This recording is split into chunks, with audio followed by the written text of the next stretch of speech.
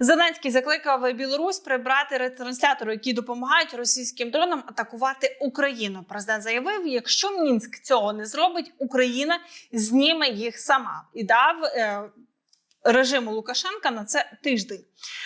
Каже український президент, що ми неодноразово передавали Мінську непублічні попередження, а тепер перейшли до публічного сигналу. Йдеться про обладнання, яке, за його словами, забезпечує технічну підтримку російських дронових атак.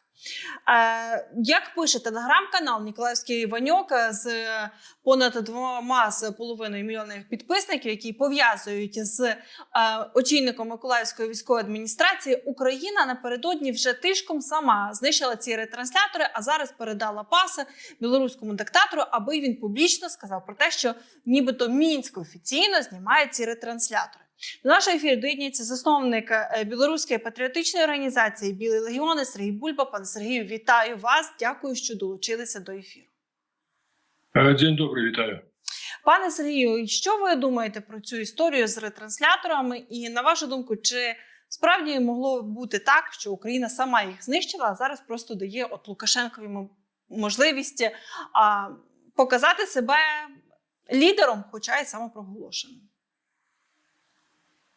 Глядзіце, згадаем, колькі месяцаў таму это пытанне ўжо ўздымалася, так?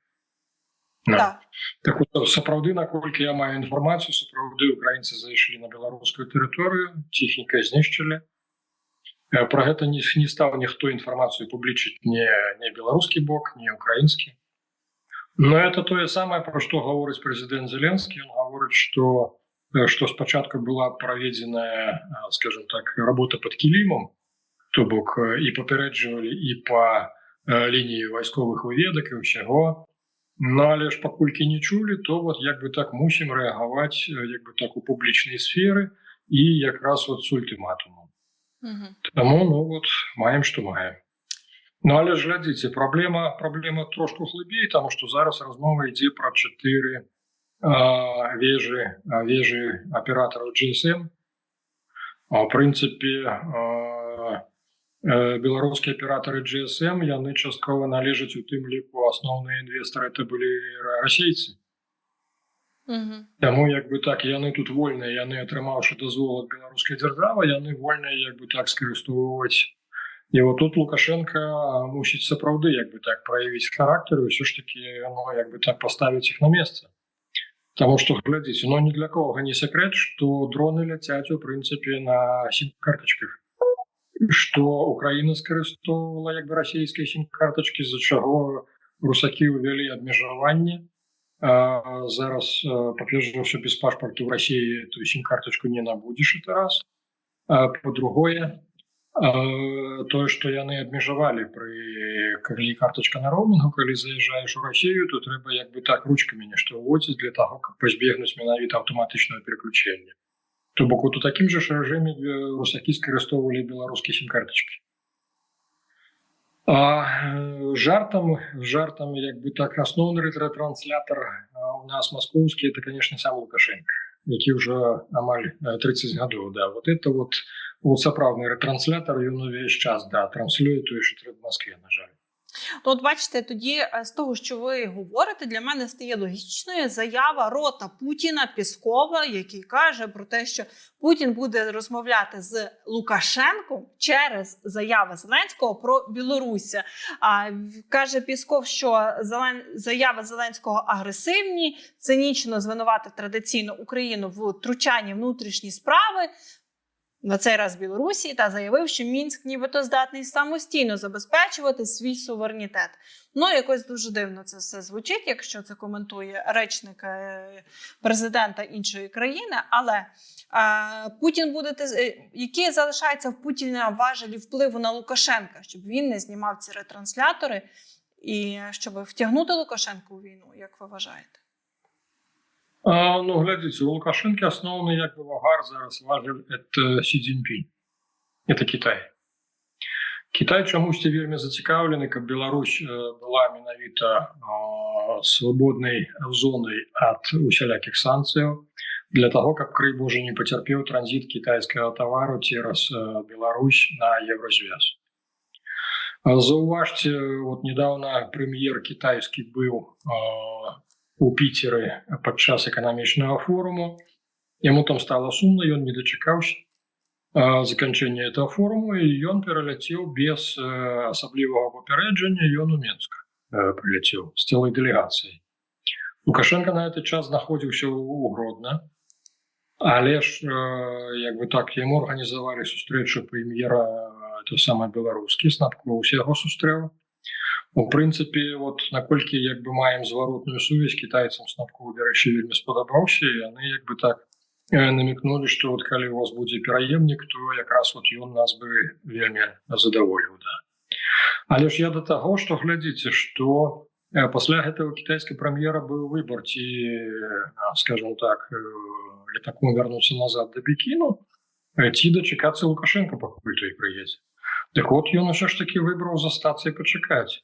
То бок, глядзіце, у Питере на огромной конференции, на огромном форуме китайский премьер пробыл 1,5 дні, не дочекаўся заканчэння, а у Мінску ён пробыл 3 дні. То бок, что показывает для Китая все ж таки Беларусь, як бы так, что это вельмі важный накірунак, и что, ну, в принципе, Лукашенко на пэўным этапе спадзяваўся, что якраз Китай стане гарантом непаглынання Беларусі з боку России.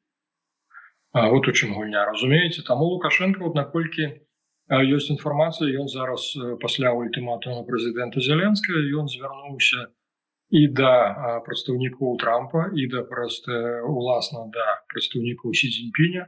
Ну і натуральна публічна, як бы так вот яны зараз гуляюць у тое, што яны звярнуліся да Масквы. Дарэчы, вельмі важна, глядзіце, вот пасля таго, як Лукашенко выдаў інтэрв'ю для арабаў, дзе ён у тым ліку папрасіў прабачэння прэзідэнта Зеленскага, і, дарэчы, мало хто адзначае, ён у канцы адзначыў, што вот ягоны род, ён адкульсьці з-пад Чарнігава, чарговы раз падкрэсліўшы сваё украінскае паходжанне, падыгрываючы Украіне, спрабуючы неяк дагадзіць, то вы ведаеце,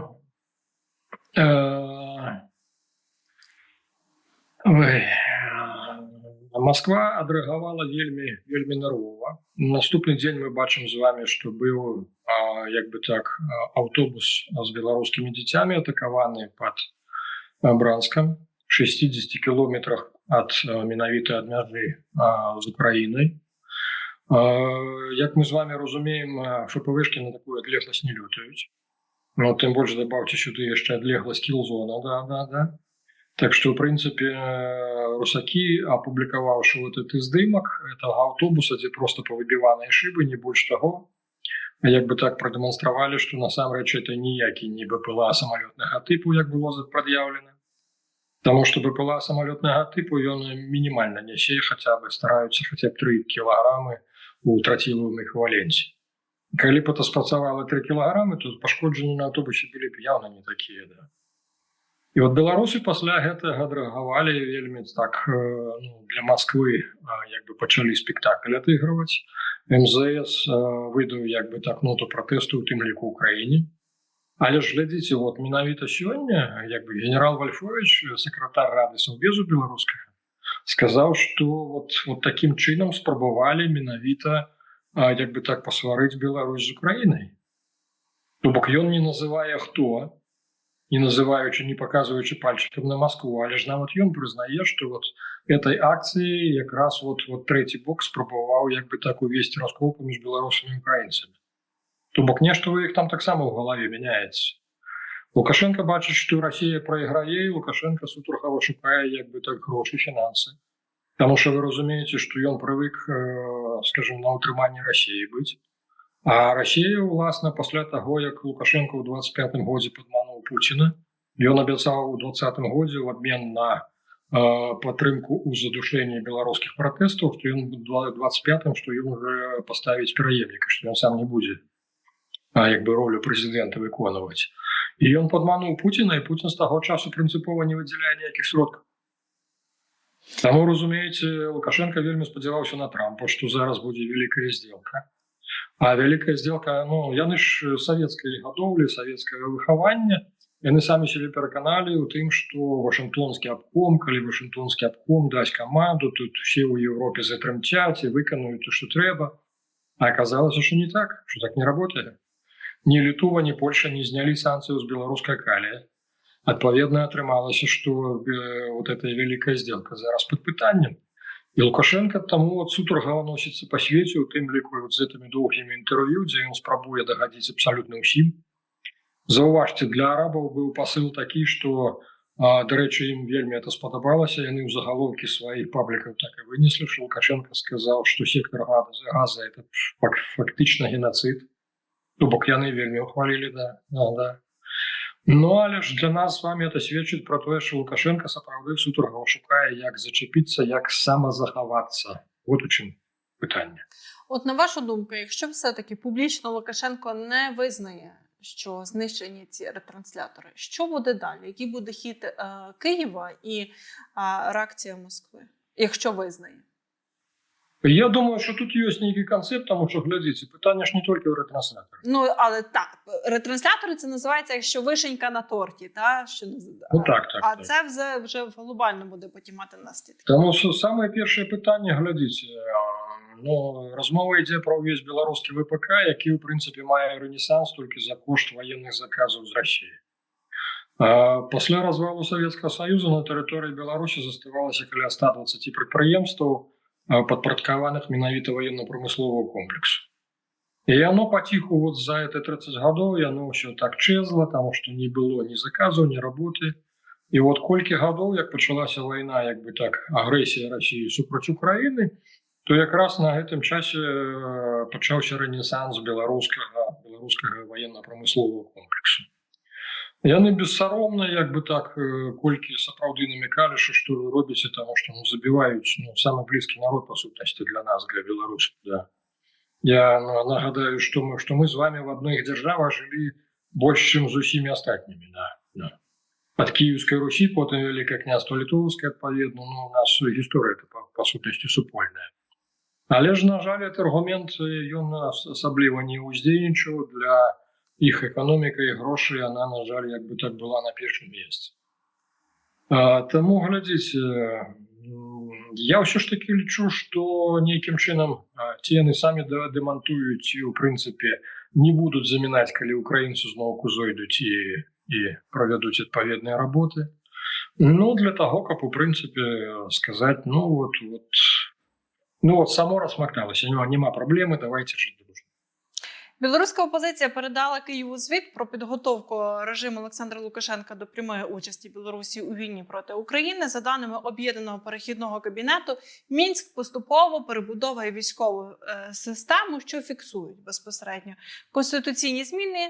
Білорусь більше не нейтральна і не без'ядерна держава. Нова військова доктрина 2024 року дозволяє превентивні удари і відправку армії за кордон.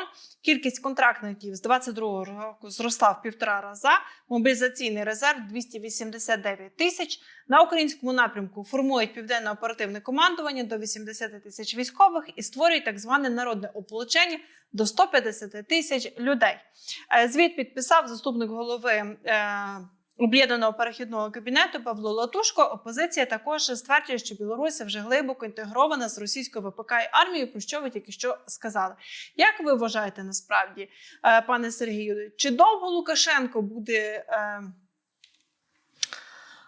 обходити бажання Путіна, аби Білорусь напряму вступила у війну проти нашої держави? Хоча, я нагадаю, фактично вона це зробила. Мінськ офіційно надавши росіянам свою територію для наступу на Україну у 22-му році. І з території Білорусі по нашій державі у 22-му році летіли також і ракети. Ну, глядите, тут складано. Складано, тому що я буду речі називати своїми іменами. Вот та сама білоруська опозиція, про яку ви розказуєте, это те самые люди, якія в угоду Мазепіну, Уралкалію, в принципе, добились, как белорусский калий стал под санкции. То бок российский калий не под санкциями, а белорусский под санкциями. И Уралкалий приклав вельми багато намаганняў для того, как, скажем так, прибрать до своих рук менавіта Беларусь калий. Тому, як бы так, давайте будем реалистами, не будем подманывать и у тым ліку наших украинских гледачоў. Будем разуметь, что для Беларусі зараз вельмі неабходна менавіта трэцяя сіла, якая з'явіцца, я спадзяюся, у бліжэйшым часе, а менавіта якая пойдзе вразрэз паміж Ціхановскімі і Лукашэнкамі. Вот это будзе сапраўдная як бы перспектыва. А гульня як бы так слухаць тое, што яны там пералічаюць, перабіраюць адно і тое ж. А глядзіце, на сённяшні дзень, на жаль, Ціхановская не мае ніякага ні ўплыву, ні аўтарытэту ўнутры Беларусі. Пра яе даўно ўжо ўсе забыліся, ніхто не ўзгадывае, ніякіх спадзяванняў ніхто з ёй не звязвае.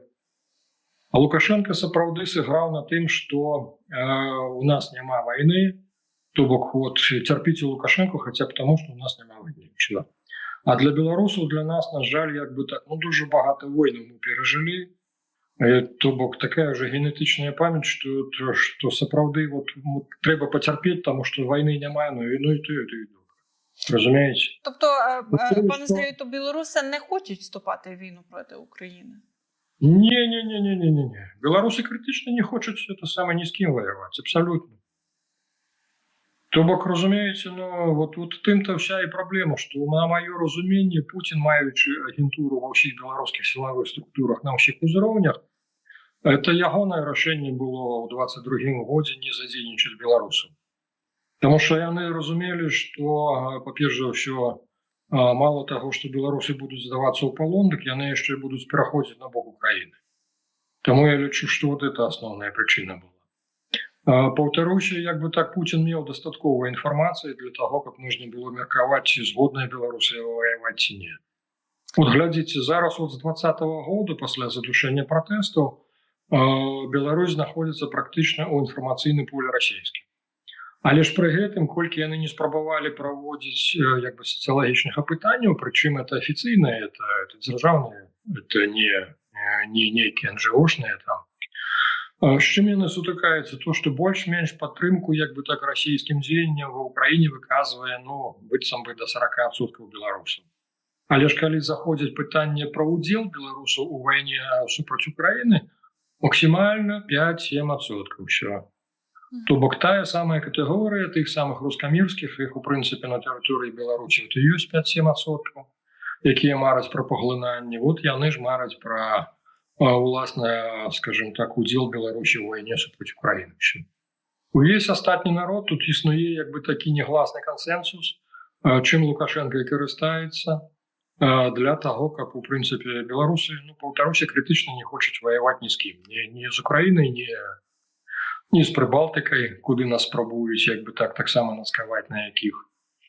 То бок, разумееце, вот тут тое, што ўсё пералічана латушкам, што там это народнае апалчэнне, грамадзянская абарона, тэрабарона, это ўсё для абароны. Это ж не для нападу. То бок, это ўсё робіцца Лукашенко, сур'ёзна асцерагаецца. Я так разумею, што ён і пачаў як бы рэальна першы раз папрасіў прабачэння перад прэзідэнтам Зеленскім толькі таму, што ён жа ж уважліва адсочвае, што ў свеце адбываецца. То бок, глядзіце, Венесуэла, ён як бы так прымерваў на сябе. Ён зразумеў не, што у нас няма нафты, таму як бы так з ім як мінімум так рабіць не будуць. Іран, ён таксама уважліва як бы так адсочваў, да. Ён паглядзеў, што нават адстаўка кіраўніцтва, як бы знішчэнне кіраўніцтва не правяло ні да якіх сацыяльных выбухаў. Ну, тут уже другое пытанне, што там Трамп як бы спачатку як бы заклікаў колькі месяцаў таму іранцаў выходзіць пратэставаць, калі ўсіх расстралялі актывістаў, то ён вот раптам заразлічваў тое, што з'явіцца новае. А пасянары, даруйце, это штучны тавар, што называецца, они просто так на асфальце не растуць. Таму Лукашенко асэнсаваў для сябе, што толькі наземнай аперацыяй можна знесці ягоны рэжым. А наземная аперацыя, ён разумее, што магчыма выключна з боку Украіны. Вот вам і сакрэт. Все. І він дуже боїться, напевно, цих білоруських добровольців, які воюють на території України, захищаючи Україну від російської агресії. Десь я би тут десь так підсумувала. Так. Пане Сергію, дякую, що долучилися. Спасибі. Нагадаю, з нами був засновник білоруського Білого легіону. Це патріотична організація Сергій Бульба. Пане Сергію, бажаю вам спокійного вечора і кажу до зустрічі. Дякую, що були з нами.